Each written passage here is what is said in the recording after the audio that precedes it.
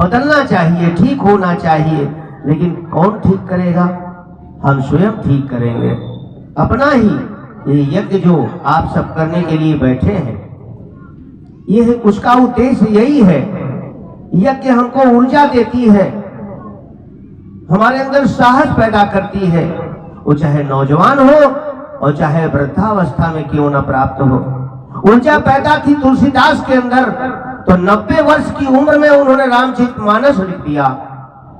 उम्र का प्रभाव देखिए, कोई उम्र के प्रभाव में कोई कमी आई नहीं।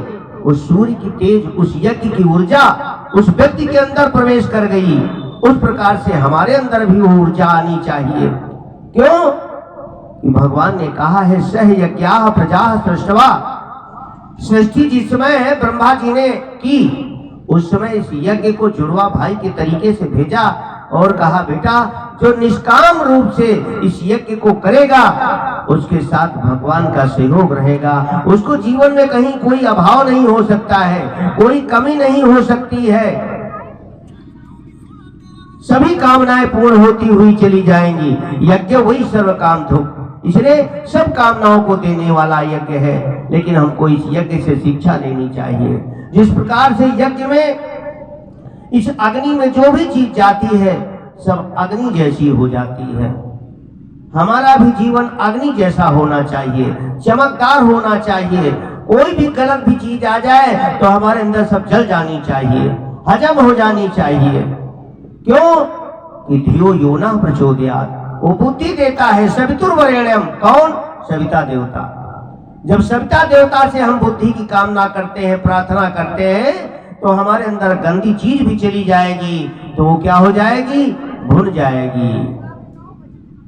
भूज डालो उस गंदी चीज को, उस गंदे विचार को, उस गंदी कामना को। धियो यो न प्रचोदयात्, ये सविता यही करता है, यह यज्ञ यही करता है। यज्ञ ही सूर्य है, यज्ञ ही सविता है। इसलिए सविता जैसी ओजस्ता हमारे अंदर आनी चाहिए। प्रकृति क्या करती है? प्रकृति यज्ञ करती है। प्रातः काल सूर्य निकलता है और अपने समय से अस्त हो जाता है। हर एक कार्य समय से होता है। ऋतुएं अपनी समय से आती हैं, बरसात अपनी समय से होती है, जाड़ा अपने समय से आता है, गर्मी अपने समय से आती है। लेकिन अगर नहीं आ रही है तो इसका मतलब कहीं ना कहीं हमारे इस यज्ञ में कमी रह गई। इस कमी होने की वजह से प्रकृति ने भी अपना तांडव नृत्य शुरू कर दिया, परिवर्तन कर दिया। आज कहीं बरसात होनी चाहिए, बरसात नहीं हो रही है। गर्मी पड़नी चाहिए, गर्मी नहीं हो रही है। सर्दी पड़नी चाहिए, सर्दी नहीं हो रही है।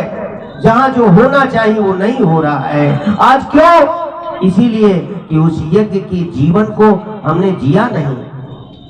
हम आज रास्ते से अलग हो गए, भटक गए। जो उद्देश्य था, क्या उद्देश्य था मनुष्य का? ऊर्ध्व उठे फिर ना गिरे, यही मनुष्य को कर्म और न ले ऊपर बढ़े, इससे बढ़ो न धर्म।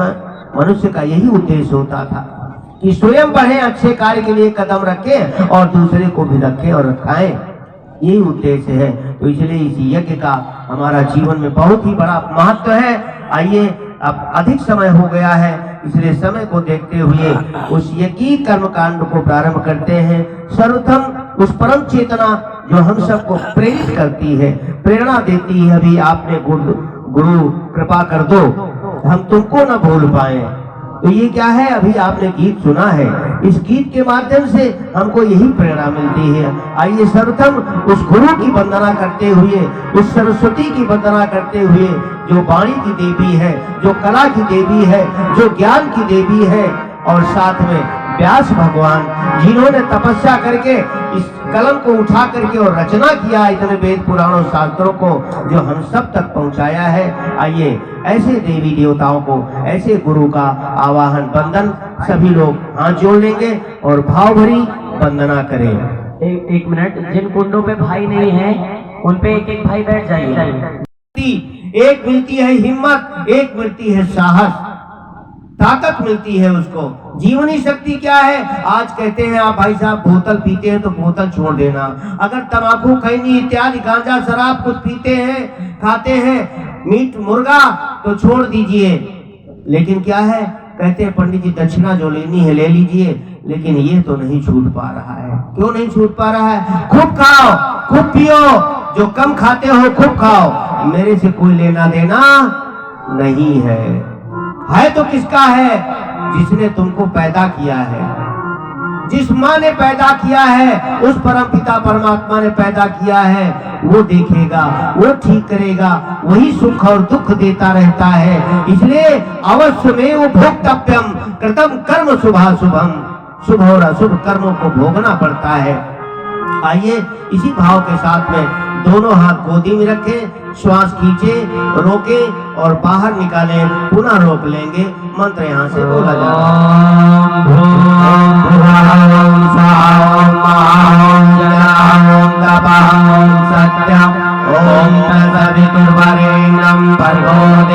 भगवान रहेगा उस मुंह में, जहाँ भगवान मुंह में रहते हो, उसी मुंह में पुड़िया पान तंबाकू इत्यादि सब कुछ खाते पीते हैं, तो भगवान कैसे सिद्ध होगा, भगवान कैसे विराजमान होगा। दूसरी चीज है कि हम नाक को स्पर्श करते हैं। घ्राण शक्ति कुत्ते के अंदर देखा होगा कि अगर मुर्दा भी नीचे गड़ा होता है तो सोने के माध्यम से वो बता देता है कि मुर्दा कहाँ है। उसी प्रकार से जो गंध है परमपिता परमात्मा की, गंधम विलेपयामि, ये गंध सारे वायुमंडल में अच्छी भी गंध मौजूद है और खराब भी गंध मौजूद है। हम अच्छी गंध को ग्रहण करेंगे तब हमारा जीवन अच्छा बनेगा। दूसरी आंखों को, हमारी आंखें भगवान का दर्शन करें। अगर सभी भाई बहने हैं तो भाई बहनों के अंदर भगवान का निवास है। एक ही ब्रह्म द्वितीयो नास्ति, एक ब्रह्म है दूसरा नहीं है, इसलिए ब्रह्म के रूप में दर्शन करें तो हमारा दुर्भाव, हमारा द्वेष, हमारा द्वंद्व दिमाग में आएगा ही नहीं। और तीसरा होता है कर्णयोर में, कान को स्पर्श करते हैं। आज तो मोबाइल लगा लिया, अच्छे गंदे अच्छे हर प्रकार के गाना सुनते रहते हैं, न मालूम क्या क्या सुनते रहते हैं। लेकिन हम कान दिया है भगवान ने तो इसलिए नहीं दिया है।